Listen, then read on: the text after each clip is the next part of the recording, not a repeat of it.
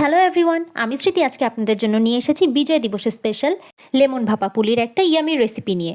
দেখতেই পাচ্ছেন এটা কতটা লোভনীয় হয়েছে দেখতে, আর এটা কিন্তু দেখতে একদম আমাদের পতাকার মতোই লাগছে। আমি একটা আপনাদেরকে ভেঙে দেখিয়ে দিচ্ছি, দেখুন এটা কতটা সফট হয়েছে। এই জিনিসটা বানানোর জন্য প্রথমে আমি এর ভিতরের পুরটা রেডি করে নেব। পুরের জন্য আমি এখানে নিয়েছি কিছু কিউব করে কাটা আলু, কিছু বরবটি, কিছু ফুলকপি, পেঁয়াজ আর কিছু কিউব করে কাটা গরুর কলিজা। এখন কড়াইতে সামান্য পরিমাণের তেল দিয়ে দেব।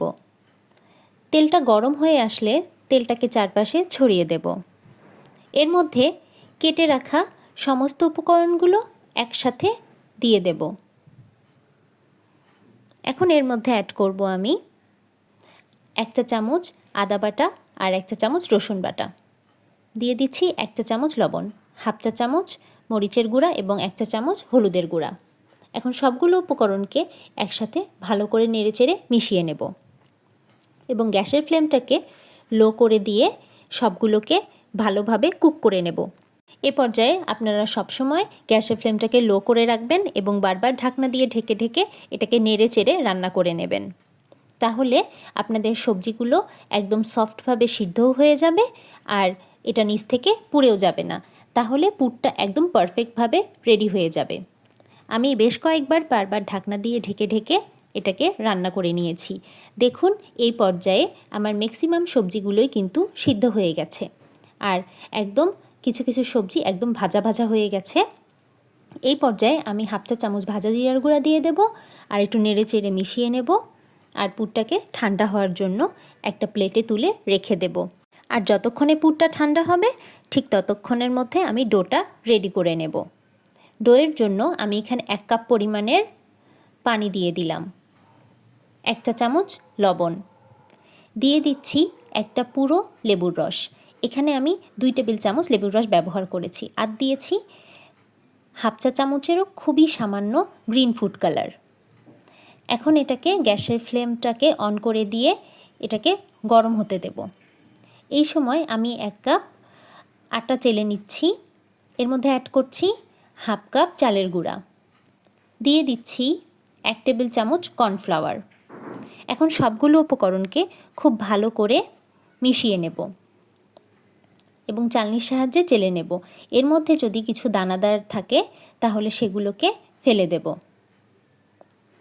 আর সবগুলো উপকরণকে একসাথে খুব ভালো করে মিশিয়ে নিব যাতে চালের গুঁড়া, কর্নফ্লাওয়ার আর আটা একসাথে খুব ভালো করে মিক্স হয়ে যায়।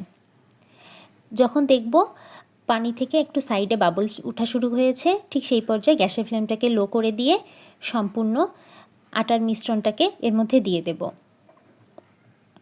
এবং একটা স্প্যাচুলার সাহায্যে খুব ভালো করে নেড়েচেড়ে মিশিয়ে নেব। এ পর্যায়ে গ্যাসের ফ্লেমটাকে একদম অফ করে দেব আর ঢাকনা দিয়ে ঢেকে কিছুক্ষণ রেস্টে রেখে দেব। এখানে 4 থেকে 5 মিনিট রেস্টে রাখলেই যথেষ্ট। 4 থেকে 5 মিনিট পর আমি হাতের সাহায্যে স্প্যাচুলা থেকে আটাগুলোকে ছাড়িয়ে নিলাম এবং এর উপরে সামান্য আটা ডাস্ট করে দিলাম। এখানে শুকনো আটা ডাস্ট করতে হবে আর একটু পরিষ্কার হাতে সামান্য তেল মাখিয়ে সম্পূর্ণ ডোটাকে খুব ভালো করে সফট করে মথে নেব। এ পর্যায়ে আপনারা যতটা ডোটাকে সফট করে মথে নিতে পারবেন ততটাই কিন্তু আপনাদের লেমন ভাপা পুলিটা টেস্টি হবে। আর দেখুন কতটা সফট হয়ে গেছে। এখান থেকে আমি এখন কিছু লেচি কেটে নিচ্ছি। লেচি কেটে নেওয়া হয়ে গেলে এখান থেকে একটা লেচি নিয়ে সামান্য আটা ডাস্ট করে এটাকে আবার ভালো করে সুন্দর করে সফট করে নেব। এই যে দেখুন, এখন এখানে আবার আটা স্প্রিঙ্কল করে এটাকে একটা পাতলা রুটি বেলে নেব। এখানে রুটিটাকে খুব বেশি পাতলা বেলা যাবে না, আবার খুব বেশি মোটাও বেলা যাবে না। আমি বেলা শেষ হলে আপনাদেরকে থিকনেসটা দেখিয়ে দেব। এটা মোটামুটি আমরা যেমন রুটি খাই তার থেকে একটু সামান্য পুরু করে বেলতে হবে। আমি এখানে একটা কুকি কাটার দিয়ে এটাকে গোল গোল করে কেটে নিচ্ছি। কেটে নেওয়া হয়ে গেলে এগুলোকে একটু সাইডে রেখে দেব। এখানে আমি একটা পিঠার ছাঁচ নিয়ে নিয়েছি। ছাঁচের উপরে আমি একটা করে রাউন্ড শেপে কেটে নেওয়া লেচি দিয়ে দিলাম। এর মধ্যে সামান্য পুর দিয়ে দিচ্ছি। সামান্য হাতে পানি লাগিয়ে 4 সাইডে একটু পানি দিয়ে প্রেস করে নেব। আর এখন দেখুন আমি কিভাবে করছি। এখন পিঠার সাজটাকে একদম চারপাশ থেকে চাপ দিলেই তৈরি হয়ে যাবে পুলি পিঠা। আপনাদের কাছে যদি এই ছাঁচটা না থাকে তাহলে আপনারা কিন্তু হাতের সাহায্যে মুড়িয়ে মুড়িয়েও এই পুলি পিঠাটা বানিয়ে নিতে পারেন। ঠিক এইভাবে আমি সবগুলো পিঠা বানিয়ে নিয়েছি। দেখতেই পাচ্ছেন পিঠাগুলো কিন্তু হওয়ার আগেই খেতে মন চাইছে। এখন পিঠাগুলোকে আমি ভাপিয়ে নেব। পানি যখন সামান্য গরম হয়ে ফুটতে শুরু করবে ঠিক সেই পর্যায়ে এর উপরে আমি স্ট্রেইনারটা বসিয়ে দেব এবং ঢাকনা দিয়ে ঢেকে এটাকে আধা ঘন্টার জন্য ভাপিয়ে নেব।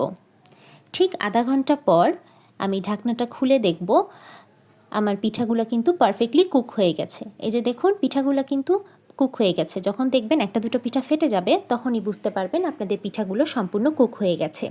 আর এরপর প্লেটিং করলেই তৈরি হয়ে যাবে সুস্বাদু মজাদার লেমন ভাপা পুলি। এই পিঠাটা খেতে দুর্দান্ত স্বাদের হয়। 16ই ডিসেম্বর আমাদের মহান বিজয় দিবস, তাই এই মহান বিজয় দিবস উপলক্ষে আজই বাড়িতে বানিয়ে ফেলুন এই সুস্বাদু মজাদার লেমন ভাপা পুলি, যা আমাদের নিজেদের পতাকাকে সিম্বলাইজ করে। এরকম আরও অনেক ইউনিক ভিডিও পেতে আপনারা আমার চ্যানেলটিকে সাবস্ক্রাইব করুন এবং আপনাদের যদি ভিডিওটি ভালো লাগে তাহলে অবশ্যই ভিডিওটিকে লাইক, কমেন্ট অ্যান্ড শেয়ার করে দেবেন। Thank you everyone.